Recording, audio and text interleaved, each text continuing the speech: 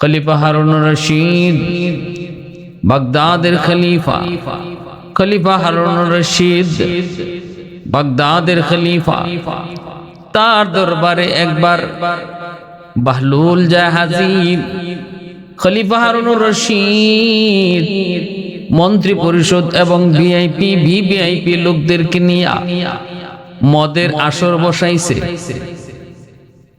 এটা তো ট্র্যাডিশন একই ক্যাটাগরির ভিআইপি ভিভিআইপি মানুষ একত্রিত হলে এখন একটু মদ পান করা, নেশা করা, এটা তো মানে এই একটা সাধারণ ট্র্যাডিশনে পরিণত হয়েছে। যদি কেউ মদ না খায় তখন তার আনকালচার করে, অসামাজিক। এটাকে কোনো গুনাহ বা অপরাধী মনে করা হয় না। খলিফা হারুনুর রশিদ সেও এমন আয়োজন করে বসলো, মদের আয়োজন। বলুন তো মদ খাওয়া হালাল না হারাম? পরিষ্কার হারাম। মদ খাওয়া হারাম।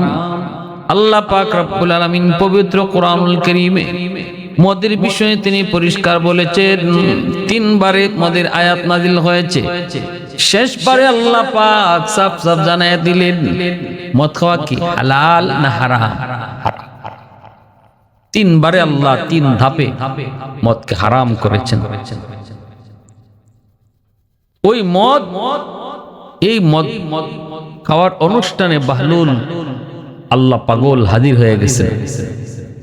বাদশাহ হারুনুর রশিদ দেখে তো অবাক, সবাই তো অবাক যে এখন এই বুজুর্গ বেচারা আল্লাহওয়ালা মদের আসরে ঢুকছে, তার সামনে এখন মদ খায় কি করে? আর যে পাগলের পাগল, যে গরমের গরম, তার সামনে কেমনে খায়? খলিফা হারুনুর রশিদ তখন একটু কৌশল করলো, তার এই মদ খাওয়ার আসরটারে বাদশার সামনে, ওই বাহলুল পাগলের সামনে এটাকে মানে সহজ করে পেশ করার জন্য বলতেছে, বাহলুল তোমাকে আমি একটা প্রশ্ন করি, প্রশ্নের জবাব দিতে পারবা? ওই মদ যে খাইতেছে সবার হাতে যে মদের বোতল, বাহলুল আল্লাহ পাগল তিনি কিছু বলার আগেই বাদশা প্রশ্ন করে বসলো। প্রশ্নটা হলো, বাহলুল বলো তো, কেউ যদি আঙ্গুর খায় এটা কি অপরাধ নাকি?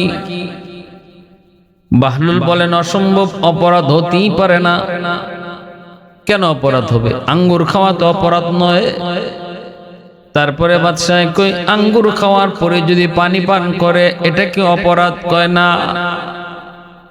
কইবার তোমাকে বলি, আঙ্গুর আর পানি পান করার পর একজন মানুষ অনেকক্ষণ যদি রোদ্রে দাঁড়ায় থাকে এটা কি অপরাধ? কয় না, অপরাধ না। যতক্ষণ খুশি রোদ্রে দাঁড়ায় থাকবে। বাদশাহ হারুনুর রশিদ এইবার সে কথা বলার সুযোগ পেয়ে গেল।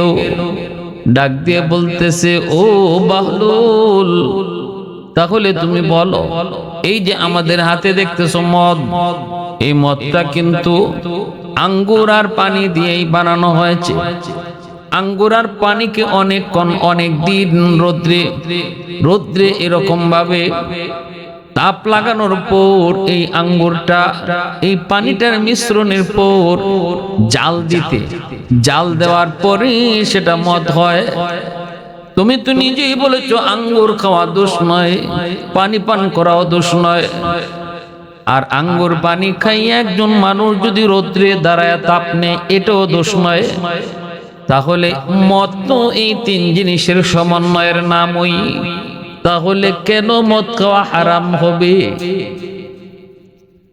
বাহলুল আল্লাহ পাগল বাদশা মনে করেছে বাহলুলকে আটকায় দিয়েছি, এইবার বাহলুল কোনো জবাব দিতে পারবে না। কিন্তু বাহলুল বলতেছে, বাদশা জাহাপনা, আমি আপনার প্রশ্নের জবাব পরে দেই, আগে আপনি আমার প্রশ্নের জবাব দিতে পারবেননি বলেন। কি প্রশ্ন? আমার প্রশ্ন হলো, একজন মানুষের মাথায় যদি মাটির ধুলা মাটি যদি কারো মাথায় রাখা হয় সে কি ব্যথা পাবে? বাদশাহ কয়, না, মাথায় যদি ধুলা বালি রাখা হয় ব্যথা কেন পাবে? কয়, বুঝলাম, এইবার ধুলা বালি রাখার পরে ব্যথা পাবে না, হয়তো মাথাটা নোংরা হবে। বাহলুল কয় ঠিক জবাব দিয়েছেন। এবার যদি তার মাথায় পানি ঢালা হয় তবুও কি ব্যথা পাবে? কয় না, তাও ব্যথা পাবে না। বাহলুল বলে ধুলাবালি মাথায় রাখলেও ব্যথা পায় না, পানি ঢাললেও ব্যথা পায় না, কিন্তু এই মাটির বালি আর পানিকে একত্রিত কইরা কাই বানাইয়া যদি এটাকে ইট বানানো হয়, আর এই ইট যদি উপর থেকে তার মাথায় ফালানো হয় তাহলে কোনো সমস্যা হবে নি। বাদশা হারুনুর রশিদ কয় অবাক কাণ্ড, এমন কথা আপনি কেমনে বলেন? এটা তো একজন বুদ্ধিমান না, পাগলে ওই কথা বুঝবে, তার মাথার অস্তিত্ব থাকবে না। ইট দিয়ে যদি মাথায় আঘাত করা হয়, উপর থেকে যদি ইট ফালানো হয় তাহলে তো তার মাথা ফেটে যাবে। বলা মাত্রই বাহলুল এবার বলতেছে বাচ্চা যাব না, আপনি আপনার প্রশ্নের জবাবটাই হলো আমার প্রশ্নের জবাব আপনি দা দিয়েছেন, এর দ্বারা আপনার প্রশ্নের জবাব হয়ে গেছে। কেমনে?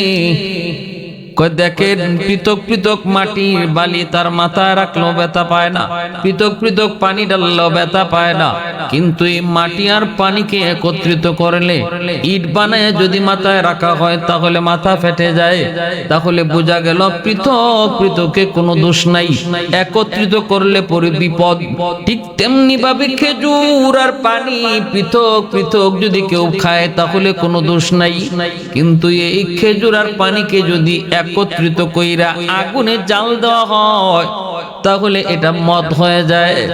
এটাই শরীয়তে আল্লাহ হারাম ঘোষণা করেছে, এই মদ খাইলেই তার নেশা হয়।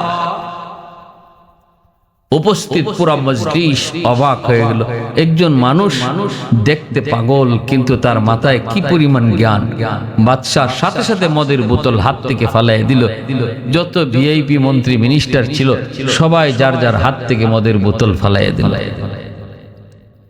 ভাইরা বন্ধুরা, এই বাদশাহ হারুনুর রশিদের দরবারে প্রায় বাহলুল পাগল আসা যাওয়া করতেন।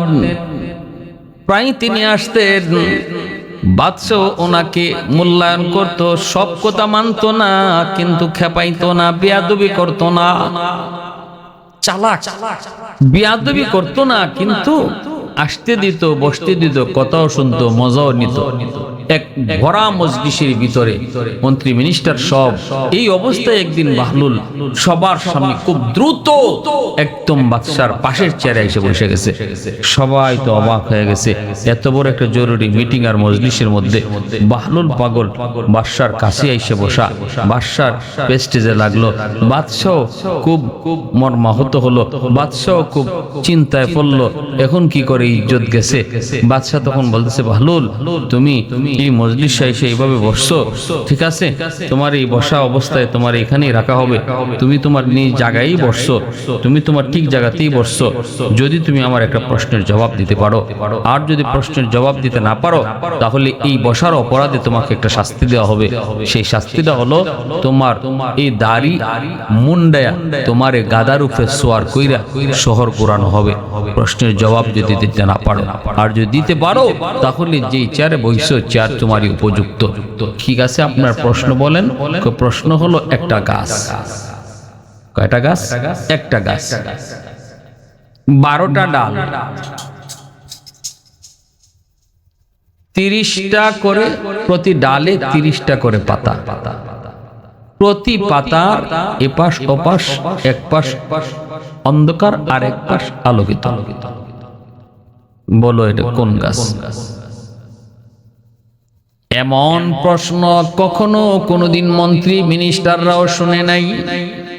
সবার মনের ভিতরে আশ্চর্য, সবাই তো অবাক, প্রত্যেকে শিওর হয়ে গেছে বাহলুল এইবার আটকে যাবে। এমন কোন গাছ যেই গাছ 12টা ডাল, প্রতিটা ডালের মধ্যে 30টা করে পাতা, প্রতিটা পাতার এপাশ ওপাশ অন্ধকার আর এক পাশ আলোকিত। নীরব নিস্তব্ধ, হাউজের ভিতরে কোনো কথা নাই। সবাই মনে মনে ভাবতেছে বাহলুল এইবার ধরা খেয়ে যাবে। কিন্তু বাহলুল দানা রহমাতুল্লাহি আলাইহি তিনি তো সাধারণ কোন জ্ঞানী নন রে যুবক। আল্লাহ প্রদত্ত জ্ঞান যার ভিতরে আছে দুনিয়ার কোন প্রশ্ন করে তারে ঠেকানো যায় না। যেমন ভাবে দেখেন ওই যে শাইখুল হাদিস আল্লামা আজিজুল হক রাহিমাহুল্লাহ আজকে দুনিয়াতে নাই।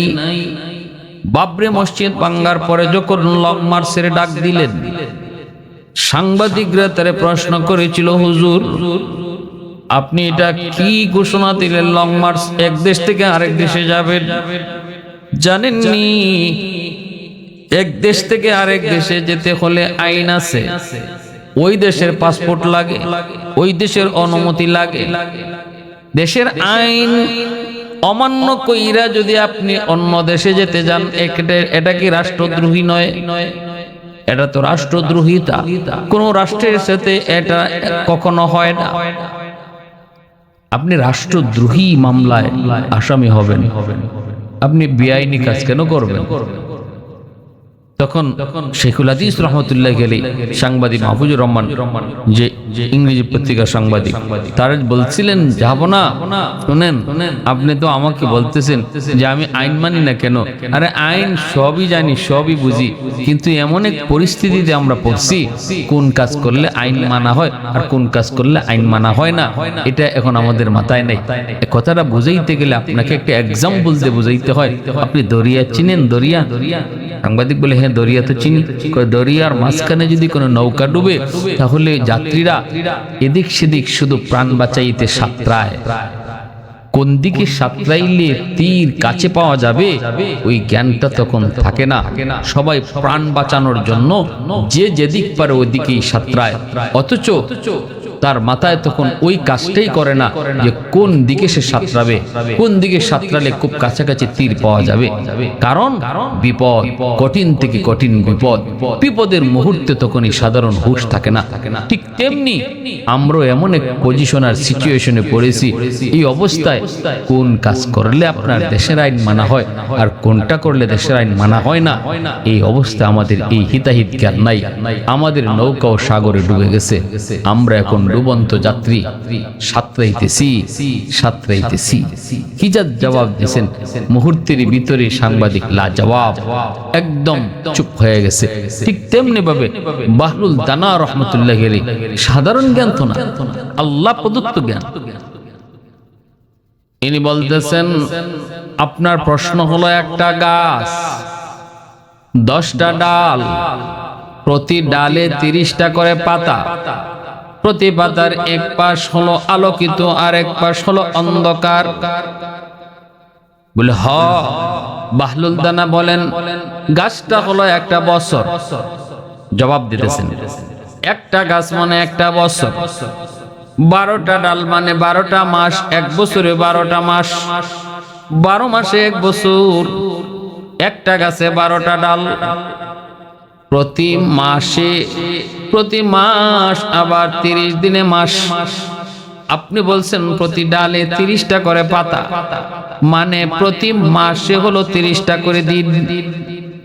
আবার ওই প্রতিদিন ওই এক একটা পাতার একদিক হলো অন্ধকার, আরেক দিক হলো আলো। এর অর্থ হলো দিন, দিনের এক অংশ হলো আলোকিত আর এক অংশ হলো অন্ধকার। রাত আর দিন বুঝাইছেন। প্রশ্নের জবাবটা পাওয়া মাত্রই বাদশা হারুনুর রশিদ সাথে সাথে অবাক হয়ে গেল, পুরা হাউসটা নীরব হয়ে গেল। ভাইরা বন্ধুরা, জন্য বলতেছিলাম আল্লাহ ওয়ালাদের সাথে বেয়াদবি করবা না, কারণ সাধারণ জ্ঞানে তারা ঘুরে না, সাধারণ জ্ঞানেও তারা জবাব দেয় না, জবাব দেয় আসমানি ইশারা। বাদশা হারুনুর রশিদ বিবি জুবাইদাকে নিয়ে এক সফরে বের হয়েছে। ইরাকের মরুভূমি দিয়ে যাচ্ছে, হঠাৎ করে দেখতে পেল মরুভূমিতে বালু জমায়া জমায়া বাহলুল পাগল, তিনি ঘর বানায়। বাদশা হারুনুর রশিদ যে বলতেছে, এরে বাহলুল কি করো? কই বালু দিয়া ঘর বানাই। কই ঘর বানায় কি করবা? কই ঘর বানায় ঘর বেচমু। কও কি তুমি এই ঘর কিনবো কেডায়? বাহলুল কয় যেই কিনবো তার জন্যই জান্নাতে একটা ঘর সে পাইব। আমার দোয়া এই বালুতে বানানো ঘর যে কিনবো, আমি দোয়া করব আল্লাহ তারে জান্নাতে একটা ঘর দিব। আর আমার এই বালুতে বানানো ঘরের দাম হলো 1 দিনার। বাদশাহ হারুন রশিদ নীরব নিস্তব্ধ হয়ে চলে যাচ্ছে, কোনো জবাব নাই। মুচকি হাসি দিয়া চলে গেল। পিছনে আসতেছে হারুন রশিদের বিবি জুবায়দা। ওই জুবায়দা যখন আয়েশা দেখতেছে বাহলুল ঘর বানায়, জুবায়দা ডাক দিয়ে বলতেছে, রে বাহলুল কি করো? কই বালু দিয়া ঘর বানাই। কেন বানাও? কই ঘর বেচমু। বেচলে কি হইব? কই জান্নাতে ঘর পাইব।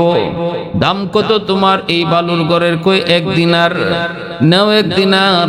এই 1 দিনার দিয়ে জুবায়দা ঘর কিনে নিয়ে গেছে।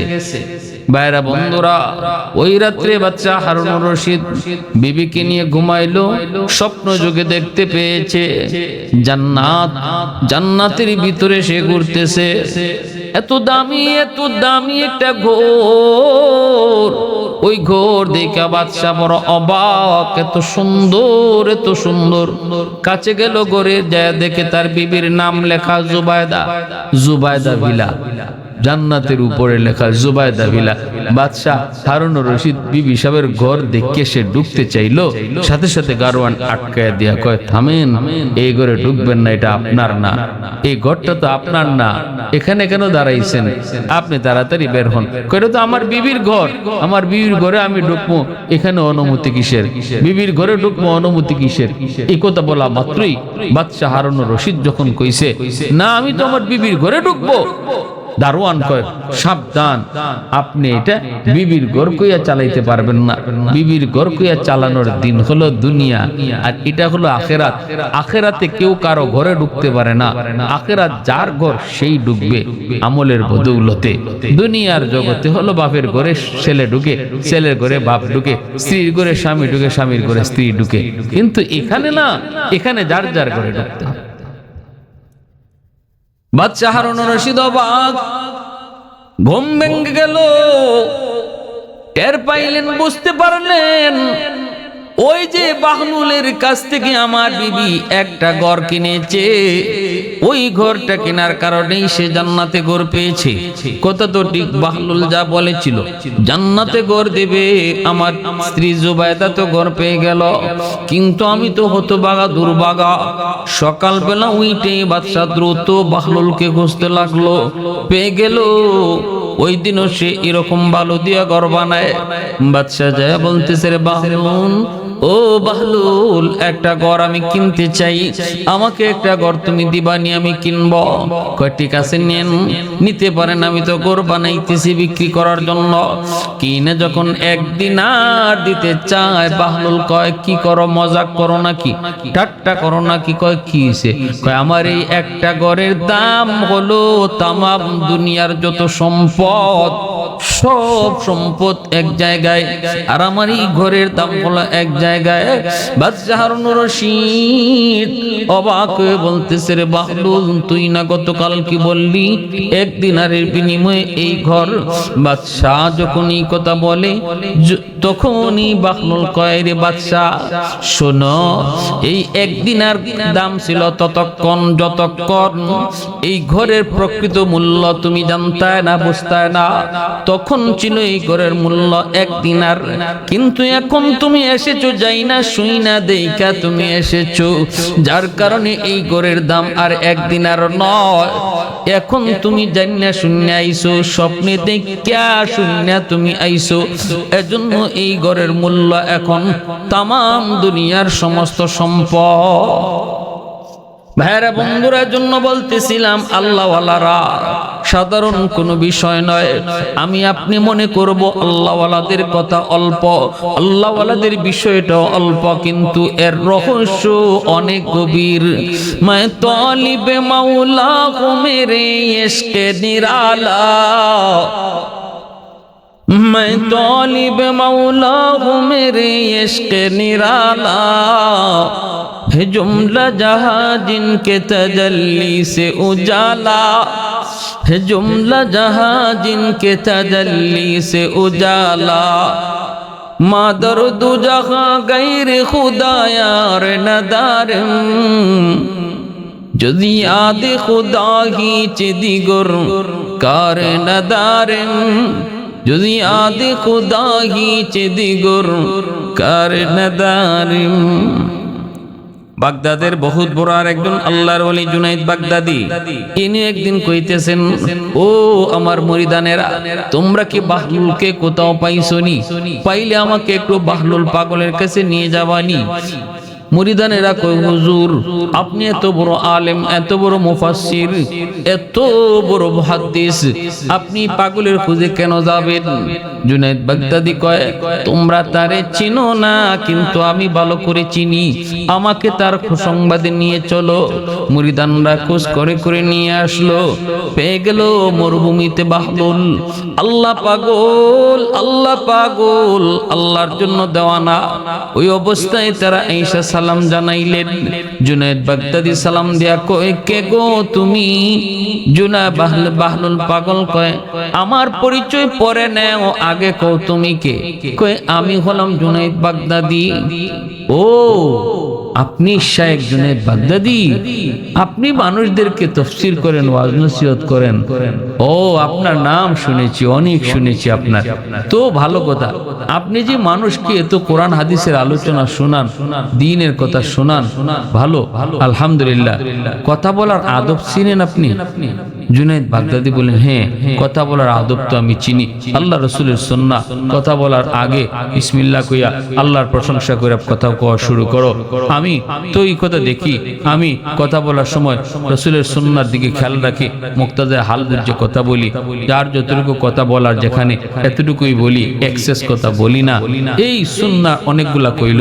তারপরে ওই বাহলুল পাগল কয়, আচ্ছা ভালো তো, আমি তো যা দেখতেছি আপনি কথা বলার আদবই জানেন না, আপনি কথা বলার আদবই জানেন না। এই কথা বইলেই বাহলুল পাগল তিনি আবার রওয়ানা দিয়ে দিছে। জুনাইদ বাগদাদি তার পিছনে পিছনে ছুটলেন, পিছনে পিছনে ছুটলেন। কোন দিকে যায়? মুরিদানারা কয়, হুজুর আপনি তার পিছনে পিছনে যায় না। কিন্তু না, যাইতে যাইতে এক ঝুপড়ির ভিতরে যায় বসল। জুনাইদ বাগদাদিও তার পিছনে পিছনে যায়, তার কাছে কাছে যায় বসলেন। বৈশা বাহলুল এমন এক মজজুব, এমন এক আল্লাহ পাগল, কিছুক্ষণ পরই তার আগের কথা মনে থাকতো না, কার সাথে দেখা হয়েছে এটাও ইয়াদ থাকতো না, কারণ তার চিন্তা চেতনায় তো একমাত্র কে? আল্লাহ। আল্লাহ ধ্যানে যারা সব সময় থাকে, তারা দুনিয়ার এই দুনিয়ার কত বিষয় আশয় এগুলা বেশি মনে রাখতে পারেন না, মনে থাকেও না। দেখা মাত্রই বাহলুল পাগল বলতেছেন, কে আপনি? জুনাইদ বাগদাদি বলেন, আমি তো জুনাইদ বাগদাদি। ও আপনি তো জুনাইদ বাগদাদি, আচ্ছা আপনার সঙ্গে তো কিছুক্ষণ আগে দেখা হয়েছিল, কথা হয়েছিল। বলে জি। আপনি তো মানুষদেরকে ওয়াজ নসিহত করেন, আপনি তো মানুষদেরকে নসিহত করেন, ভালো কথা না? তো আপনি কি খাওয়ানোর আদব জানেন? জুনাইদ বাগদাদি বলে, হ্যাঁ খাওয়ানোর আদব তো আমি জানি। আল্লাহ রাসূল সাল্লাল্লাহু আলাইহি ওয়াসাল্লামের সুন্নাহ, বিসমিল্লাহ বলে খাওয়া শুরু করো, তারপরে হ্যাঁ ডান হাতে খানা শুরু করো, নিজের কাছের জিনিস আগে খাও, আরেকজনের খানার দিকে হাত দিও না। এই সমস্ত বিষয়গুলো কইতেছেন। তখন বাহলুল আল্লাহর পাগল তিনি বলতেছেন, আমি তো দেখি আপনি খাওয়ানোর আদবও জানেন না। এই কথা বলে আবার তিনি হাঁটা শুরু করলেন। মুরিদানেরা কয়, হুজুর এই পাগলের পিছে আর পড়েন না, আপনি চলেন, আমরা চলে যাই। জুনাইদ বাগদাদি কই, তোরা বুঝবি না, আমি বুঝেছি, আমি বুঝেছি, আমি চিনেছি, আমার বুঝতে হবে, আমার আরো কিছু জানতে হবে। পিছনে পিছনে আবার গেলেন, আবার ওর কাছে যায় ধরলেন আর জিজ্ঞেস করলেন, কে আপনি? কয়, আমি জুনাইদ। ও আপনার সাথে তো আবারও দেখা হয়েছিল, ঠিক আছে বলেন তো আপনি ঘুমের আদব জানেননি? কহ জানি তো, আল্লাহর নাম লইয়া ঘুমাবো, ডান করোটে ঘুমাবো, হ্যাঁ আবার এই ঘুমের যত আদব আছে সুন্নাহ আছে কইল। বাহলুল পাগল কই আপনি তো দেখি ঘুমের আদবও জানেন না। জুনায়েদ বাগদাদি আর তখন ছাড়লেন না, চাপ দিয়ে ধরে বললেন, হযরত আমি কিচ্ছুই জানি না, আমি কিচ্ছুই জানি না, আপনি আমারে কোন খাওনের আদব কি, কথা বলার আদব কি, ঘুমের আদব কি, আপনি আমার একটু কোন। বাহলুল তখন বলতেছে, খাওনের আদব এক নাম্বার হলো হালাল রিজিক খাওয়া।